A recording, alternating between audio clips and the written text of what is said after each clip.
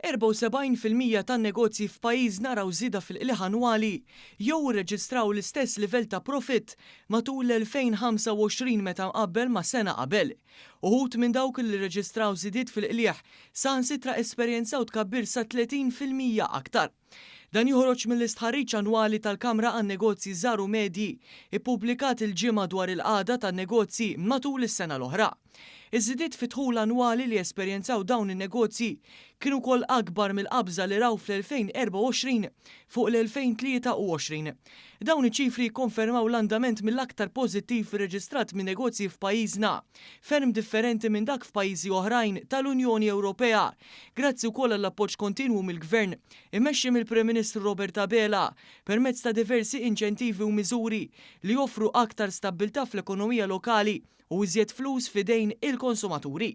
Mill-istess tħarriġ tal-Kamra għan-Negozji Żgħar u Medji joħroġ ukoll li 56% tan-negozji raw żieda fid-dħul jew fl-istess livell fil-perjodu festiv fl-2025 meta mqabbel ma' sena qabel. In-negozji wkoll kienu aktar ottimisti dwar il-ġejjieni bżieda f'dawk li qed jaraw din is-sena l-ġdida bħala favorevoli u opportunità tajba biex jinvestu u jkabbru l-operat tagħhom.